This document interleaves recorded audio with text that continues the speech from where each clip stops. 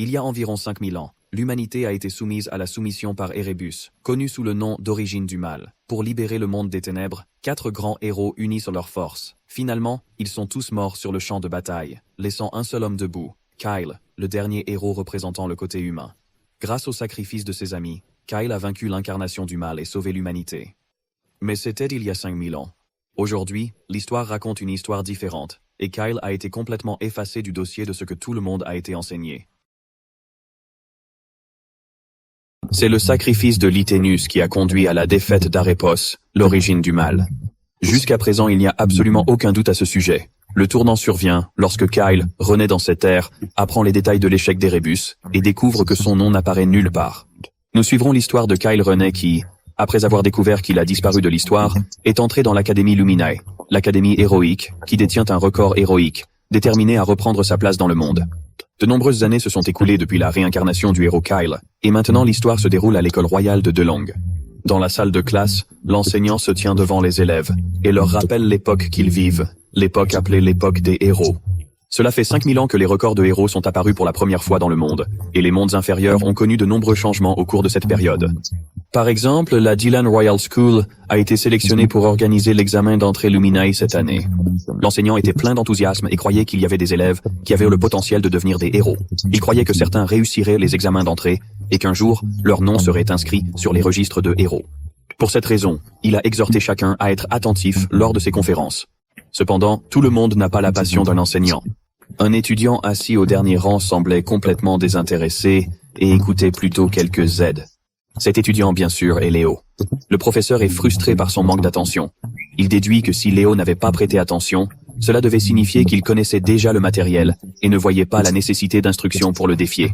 Le professeur lui a demandé d'expliquer les rituels qu'il fallait passer pour obtenir le titre de héros il y a 5000 ans. Léo se leva enfin de son siège et répondit à la question du professeur de la manière la plus décontractée possible. Il a juste dit que si quelqu'un devient célèbre, les gens commenceront à le vénérer eux-mêmes. Soit dit en passant, le nom complet de Léo est Léo Ploff, 15 ans, de la famille Ploff célèbre. Il va sans dire que le professeur était évidemment déçu par la réponse à mi-cœur de Léo. Alors il s'est tourné vers la classe et a demandé si quelqu'un d'autre était prêt à donner une réponse plus détaillée volontaire. Un élève intelligent leva la main avec impatience pour expliquer. L'étudiant a expliqué qu'à l'Antiquité, il n'y avait pas de moyen direct d'obtenir l'approbation divine. Au lieu de cela, seuls les rituels sacrés étaient utilisés pour choisir qui serait considéré comme un héros. Un exemple typique de ce rituel est celui du sang. Le professeur a été impressionné par la profondeur des réponses. Il était sûr que cet élève, Gullivan, deviendrait le plus grand génie magique du royaume. Gullivan est de House Stratton.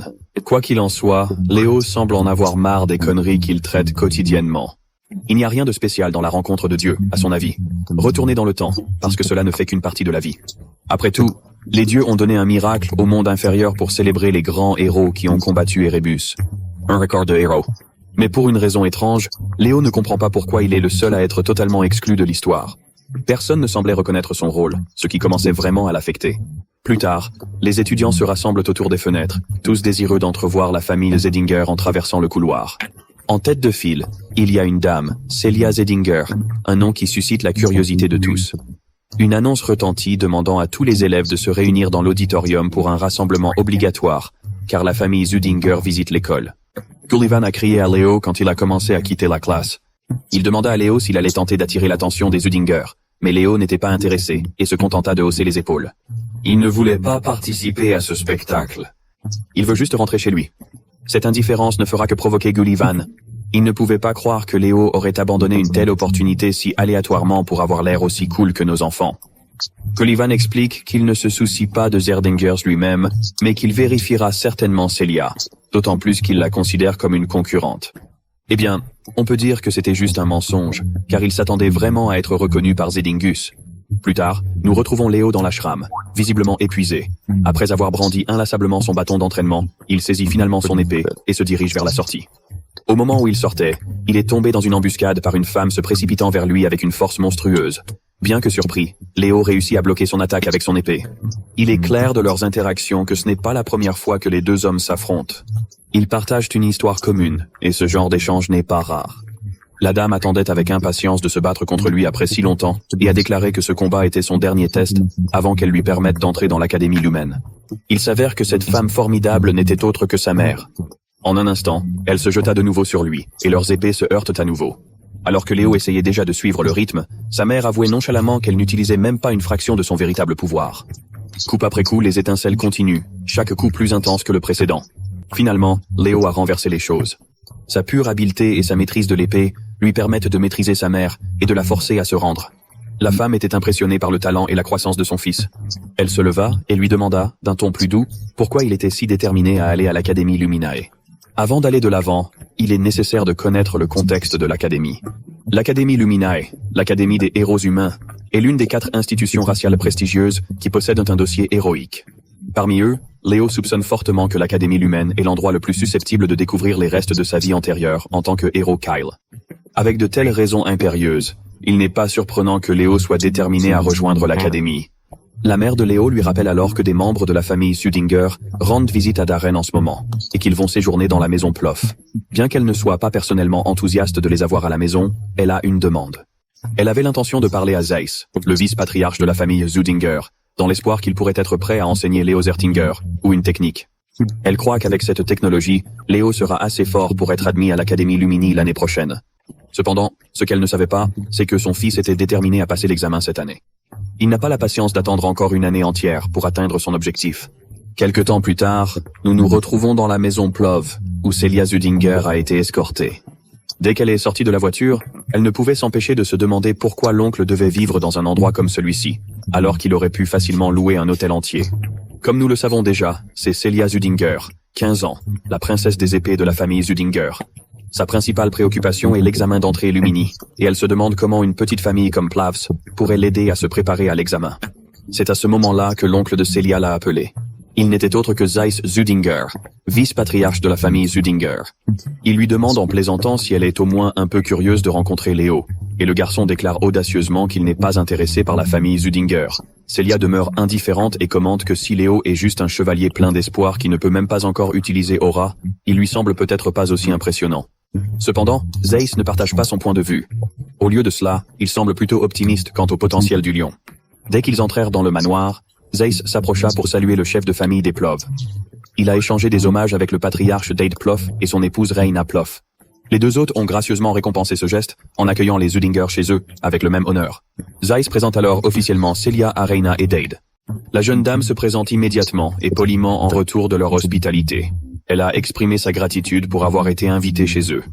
Reina s'avança et prit un moment pour observer Celia. Elle a remarqué que Celia ressemblait beaucoup à son père et à son oncle en apparence et en comportement. Celia, à son tour, remarque les cheveux noirs et les yeux rouges frappants de Reina. Il ne faut pas longtemps pour elle de se rendre compte que Reina fait partie de la famille Zedinger, ce qui en fait aussi la tante de Celia. Plus tard, Zeiss et Reina, qui partagèrent le lien frère et sœur, s'asseyèrent et commencèrent à rattraper leur retard. Au cours de leur conversation, Zeiss a mentionné leur récente visite à la Dylan Royal School, où ils souhaitaient revoir Léo. Cependant, ils ont été déçus de découvrir qu'il avait quitté l'école parce qu'il n'avait aucun intérêt à rencontrer qui que ce soit. Reina a présenté ses excuses au nom de son fils, reconnaissant que ses actions pourraient sembler irrespectueuses. Zeiss posait alors curieusement des questions à sa sœur sur Léo, lui demandant quel genre de personne il était. Reina parle très bien de lui, affirmant que Léo est brillant. Sa réaction pousse ces gens à se demander si Léo mérite vraiment d'hériter de la flamme qu'il a abandonnée. Les compliments de Reina pour son fils se poursuivent, mais elle précise clairement qu'elle ne parle pas seulement en tant que mère fière. Léo a vraiment le talent et le potentiel qui méritent d'abandonner son héritage. Zeiss était très intéressé à entendre cela. Bien qu'il fasse confiance à son jugement, il sentait le besoin de tester Léo avant de former une opinion définitive. Plus tard, nous avons rencontré Léo, assis tranquillement, essayant de se concentrer. Après avoir accompli son rituel, il se déclara qu'il avait enfin obtenu un récipient capable de contenir tout ce dont il avait besoin. Léo réfléchit sur la raison pour laquelle il n'a pas appris l'aura jusqu'à maintenant. La vérité réside dans la nature unique de son corps. L'acceptation prématurée de l'aura l'amène à s'adapter naturellement et à s'aligner exclusivement avec l'aura. Cela limiterait sa capacité à accumuler du mana et de l'énergie de l'âme, deux composantes essentielles de son plan à long terme. Dans une vie antérieure, il a été témoin du danger de la perte de contrôle du pouvoir. S'il avait pleinement exploité les capacités et l'essence de ses camarades tombés, il n'aurait pas laissé derrière lui un seul semis de catastrophe pour éviter une répétition de l'histoire. Le lion est déterminé à atteindre un contrôle parfait dans cette vie, donc la première étape de son voyage est de maîtriser l'aura, mais il a l'intention de le faire à sa façon. Avant qu'il puisse plonger dans ses pensées, une voix familière lui s'adressa, détournant son attention. En se retournant, il aperçoit un sourire confiant de Celia Zedinger, qui commentait qu'il semblait enfin avoir maîtrisé les bases de l'entraînement. Et il y avait un soupçon d'ironie dans ses paroles. S'il est prêt à relever le défi, elle continuera à lui fournir des conseils et des compétences à l'épée. En attendant, notre garçon ne sait pas qui elle est, vraiment. Alors elle se présente comme Celia Zedinger, la princesse des épées de classe mondiale, si elle doit être spécifique. Après la présentation, Léo est allé droit au but. Bien qu'il soit honoré qu'elle ait pensé à lui, il n'avait pas l'intention de recevoir des conseils de quelqu'un qu'il considérait comme moins compétent que lui-même. Inutile de dire que les filles étaient agacées d'entendre cela, car ses paroles semblaient une tentative de suggérer qu'il était plus fort qu'elle. À quoi Léo précise que dans Deathmatch, elle pourrait être plus forte parce qu'il ne pouvait pas utiliser lui-même l'aura. Sparring seulement avec l'art de l'épée était un jeu complètement différent, et il était sûr qu'il pouvait la gérer comme si ce n'était pas une grande affaire. Celia sentait que ses affirmations étaient contestées, alors elle regardait autour de lui, et saisissait une des nombreuses épées disponibles. Elle veut prouver que tout ce qu'il possède n'est rien de plus qu'une confiance en soi déplacée, et elle prévoit de le faire en le battant en duel. À son avis, même si Léo avait appris l'aura, il ne serait pas possible de la vaincre. Elle voulait lui donner une leçon sévère, tout simplement. Elle affirme en outre que si elle reste ici une semaine, il deviendra son serviteur. Léo n'était pas du tout dérangé par les termes qu'elle lui avait jetés, et en réponse, il demandait ce qui se passerait s'il gagnait. Pour être juste, elle rétorque que s'il gagne, elle deviendra sa servante. Maintenant que le lit était installé, Léo saisit une épée d'entraînement et plongea dans la séance de sparring. Il essaie de la frapper avec une vitesse impressionnante qu'il ne s'attendait pas, mais elle le surpasse facilement. Cependant, elle ne pouvait s'empêcher de remarquer que sa vitesse était en fait plutôt bonne. Cependant, Celia est convaincue que ce ne sera pas suffisant pour lui permettre de gagner, car ils se précipitent à nouveau l'un vers l'autre. Léo la frappa si fort que la force derrière elle l'emporte. Elle recula quand la force devint trop grande pour supporter, et lorsque l'épée de Léo entra en collision avec le sol, elle s'est écrasée instantanément. Mais il ne s'arrêta pas. Il se précipita encore vers elle. La dame autrefois arrogante commençait à regretter d'avoir défié Léo, et elle était convaincue qu'elle ne pouvait pas arrêter le coup imminent. Alors elle se redressait et affrontait le coup de front. Mais à la surprise de tout le monde, elle n'a subi aucun dommage parce qu'elle a utilisé l'armure Halo dans les derniers moments. Bien que cela ne faisait pas partie du duel, puisque ce duel était purement d'arts à l'épée, le gaz arrogant ne reconnaissait pas qu'il ne pouvait pas éviter ses attaques. Elle trouva une excuse, affirmant que c'était juste un réflexe, mais Léo déclara qu'il avait gagné, et ce n'était pas grave du tout. Bien sûr, cela la rend incroyable, puisqu'elle n'était pas prête à lui donner la victoire facilement. Léo s'y attendait déjà, alors il jeta le bracelet de poids magique qu'il portait pour résister à sa force physique. Dans le coup suivant, il brise sa barrière, laissant la jeune fille complètement dépassée. Pendant ce moment, Léo ne lui montre aucune pitié et donne un goût à son vrai pouvoir. Plus tard, dans la cour, alors que Léo se promenait, il tomba sur sa mère, qui le présentait immédiatement à son oncle Zeiss. Léo baissa la tête pour saluer rapidement, et Zeiss se présenta à son tour. Les deux messieurs se serrent la main. Puis sa mère lui demande s'il a vu Celia, et Léo se souvient comment elle s'est évanouie de peur après leur bataille. Avant que Léo puisse lui expliquer ce qui s'est passé, un chevalier s'approche de Zeiss avec un rapport sur la dame. Zeiss est fasciné d'apprendre que Léo a vaincu Celia avec un corps qui n'a même pas encore appris l'aura. Il a personnellement exprimé son admiration pour Léo, disant que c'était impressionnant, mais Léo a affirmé qu'elle l'avait simplement sous-estimé. Zeiss demanda ensuite à Celia ce qu'elle a perdu dans le pari, et Léo répondit joyeusement que le perdant doit être au service du gagnant. Donc, Celia sera sa servante la semaine prochaine. Même si Zeiss n'aimait pas l'idée, il comprenait l'importance de tenir ses promesses. Il indique néanmoins que Celia vient de la maison des Udinger, il ne peut donc pas lui ordonner de faire le travail de femme de chambre. Il espérait que Léo annulerait sa promesse, et proposait de récompenser notre enfant avec quelque chose de vraiment plus précieux. Mais Léa Léomagami a rejeté l'offre. Il fait savoir à son oncle qu'il s'agit d'un pari entre Celia et lui, et qu'elle doit assumer la responsabilité tant qu'elle garde le nom de Zedinger. L'oncle lui demanda alors s'il serait prêt aussi à renoncer à l'opportunité d'apprendre la respiration aura de Zedinger. Léo répond à nouveau avec un jab sauvage. Il estime qu'une méthode de respiration aura visant à empêcher la nièce d'être humiliée n'a aucune valeur d'apprentissage. Comme Zeiss n'avait pas d'autre moyen de sortir de cette situation, il a décidé de devenir un peu offensé. Il interroge directement le garçon, lui rappelant qu'il venait d'annoncer qu'il utiliserait la lignée directe de Zedinger comme serviteur, et que Zedinger ou la méthode de respiration n'ont aucune valeur. Toujours dérangé, Léo n'a pas peur des conséquences qui l'entourent, mais prétend simplement que ce que son oncle vient de dire est effectivement vrai. De façon inattendue, l'humeur de l'oncle s'adoucit, et il demanda poliment à notre garçon s'il ne pensait pas que ce qu'il venait d'annoncer était impoli et impoli. Une fois de plus, Léo a clairement indiqué qu'il n'avait pas l'intention d'insulter la famille Zedinger. Il affirme que s'il recevait la technique de respiration d'aura en récompense pour avoir vaincu Celia, il l'accepterait volontiers. Cependant, il n'a pas l'intention de l'accepter comme pot de vin, seulement pour lui permettre d'échapper aux conséquences de sa perte. Vous voyez, si son oncle ne veut pas admettre la défaite de Celia, cela signifie qu'il croit qu'elle est meilleure que lui, et ont simplement perdu le duel par erreur. Mais Léo a clairement indiqué que même si Celia se battait sérieusement contre lui, il gagnerait quand même. Cela rend la mère de Léo encore plus fière. Son frère était tout aussi enthousiaste à entendre un tel jugement de Léon. Le fait que l'enfant ait refusé l'offre parce qu'il n'aimait pas la façon dont son oncle se comportait souligne à quel point il était un bon enfant. Il espère que des enfants comme celui-ci la défendront. Zeiss fit alors signe à ses chevaliers et leur ordonna d'envoyer Celia au logement de la servante. Il se tourne vers Léon et lui donne la permission d'appeler son oncle, sans avoir à utiliser titre honorifique. Après cette brève conversation, Léo se sépare et Zeiss se tourne vers sa sœur et lui déclare fièrement qu'une fois rentré à la maison, il s'assurera de persuader leur frère afin qu'ils puissent enseigner à Léo les techniques avancées et puissantes. Souffle de phénix. Plus tard, la scène change dans la chambre de Léo.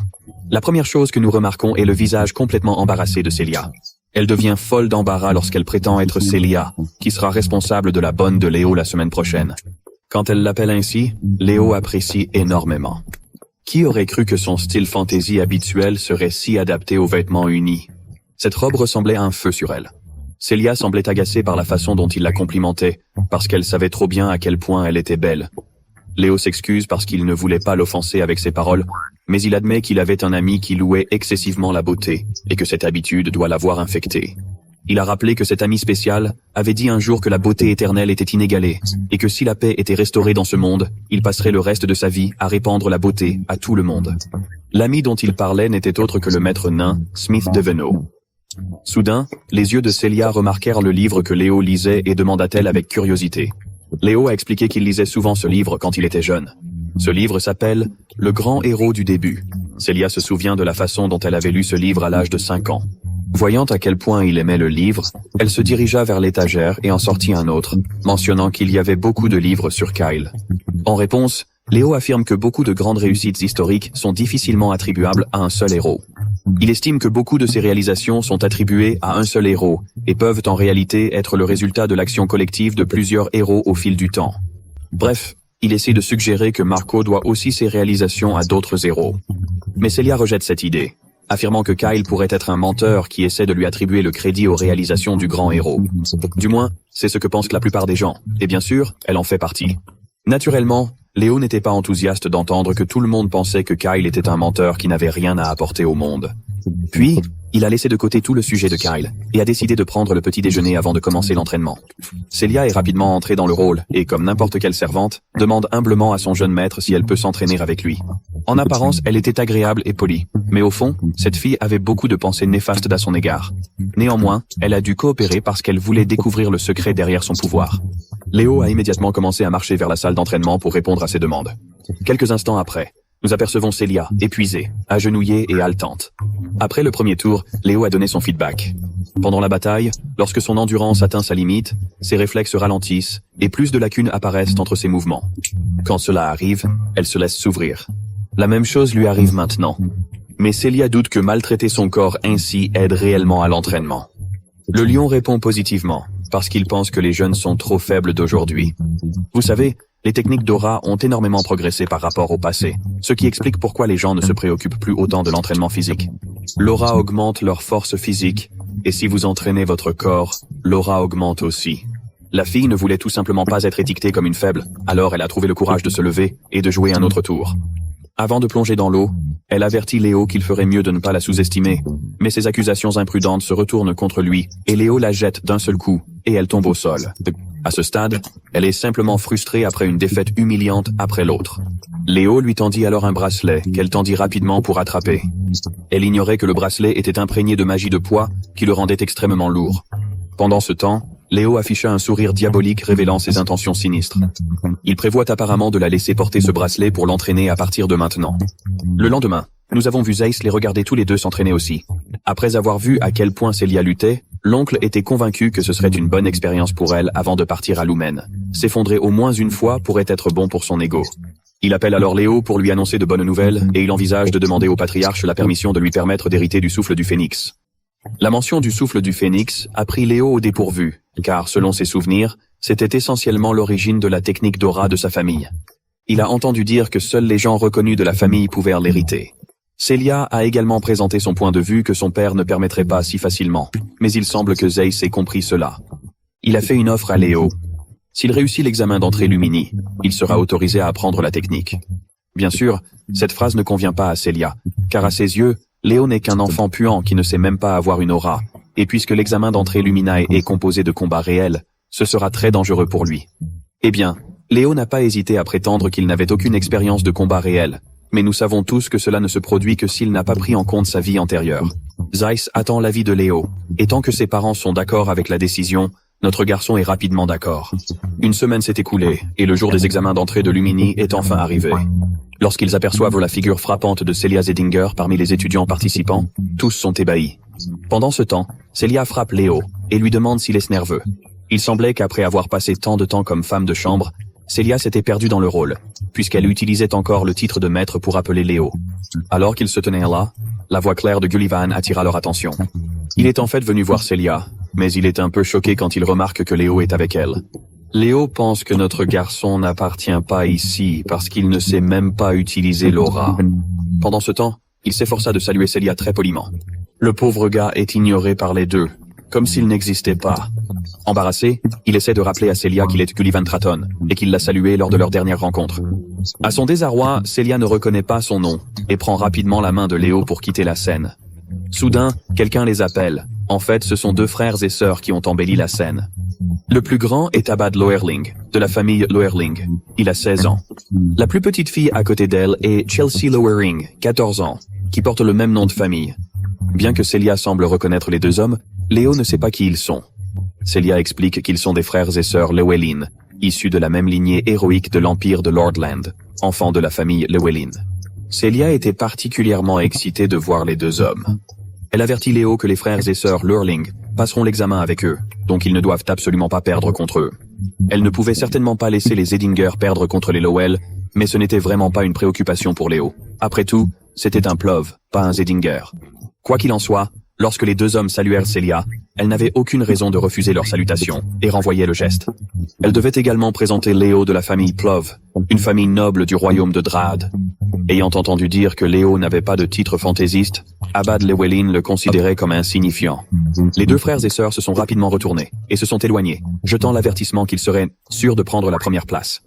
Il va sans dire que Celia n'aime pas l'audace des frères et sœurs Llewellyn et attend avec impatience de les écraser complètement lors du procès à venir. Soudain, une personne représentant l'Académie de la Lumière est montée sur le podium et a immédiatement attiré l'attention de tous les présents. L'homme s'est présenté comme Albi Ziran, professeur à l'Académie Luminae. L'expression de Celia devient choquée quand elle voit cette figure prestigieuse, tandis que Léo semble impassible, principalement parce qu'il ne sait pas qui est cette personne. Celia était visiblement agacée que Léo ne connaissait même pas quelqu'un de la taille d'Albi. Elle en profite pour l'éduquer et explique qu'Elon d'Albi est inscrit dans le Hero Record, une liste d'individus remarquables qui sont considérés comme des héros de notre époque. Léo a pris un moment pour regarder attentivement le professeur et a remarqué que l'œil gauche d'Albi avait concentré un étrange et énorme mana. Le professeur Albi s'adresse ensuite aux étudiants rassemblés. Il a commencé à expliquer le format des examens d'entrée. Selon Albi, le procès comprenait deux parties principales, un combat tête-à-tête et un uniforme de monstre. Traditionnellement, les participants effectuaient ces tâches à tour de rôle. Cependant, Albi a précisé qu'il trouvait cette méthode fastidieuse et a immédiatement prouvé son point. En un instant, il brûla la feuille de papier qu'il tenait dans la main, comme s'il avait complètement abandonné la structure traditionnelle de l'examen, puis il sortit un livre épais et ancien. Lorsqu'il ouvre ce livre, le professeur évoque le premier chapitre intitulé « Préface, la forêt sauvage ». À ce moment-là, une énorme barrière a commencé à briller sous les pieds de tout l'étudiant. La scène était déjà mise et personne ne savait ce que le professeur allait faire ensuite. Mais une chose est devenue très claire. Albi Ziran méprisait l'inefficacité. Il a déclaré qu'il combinait tous les essais dans un défi transparent et qu'il allait aller de l'avant pour comprendre ce qui se passait immédiatement. Nous avons appris que les records héroïques sont plus que des records historiques. Sa vraie valeur réside dans sa capacité à manifester le monde des héros, qui contient les expériences des héros du passé. En entrant dans ce monde, on peut hériter des pouvoirs des héros précédents. En termes simples, c'est presque comme un système d'entraînement de héros. Tous les étudiants ont été téléportés dans ce monde héroïque connu sous le nom de Wild Forest. Le professeur annonce que leur seul objectif est de survivre. Qu'ils s'unissent ou se détruisent les uns les autres, ils peuvent faire tout pour survivre. Ceux qui veulent se retirer peuvent briser la sphère qu'ils détiennent et revenir. C'est tout. Après avoir regardé autour de lui pendant quelques minutes, notre garçon a rapidement reconnu l'endroit. Il ressemblait exactement à ses souvenirs. Vous voyez, c'était autrefois une forêt d'elfes, avant d'être repris par la reine sorcière Seratna. Pendant ce temps, certains étudiants veulent simplement y retourner, surtout car ils pensent que cet endroit est une illusion. Mais pour autant qu'ils sachent, nos enfants n'ont pas la même idée. Bien que ce monde puisse venir de la mémoire de l'examinateur, tout ce qui va se passer ici est réel. S'ils ne sont pas assez prudents, les dangers mortels pourraient sérieusement les tuer ici. Lorsque le danger est mentionné, Léo remarque la présence de quelqu'un et est rapidement attaqué par une flèche qui écrase le sol en dessous de lui lors de l'impact.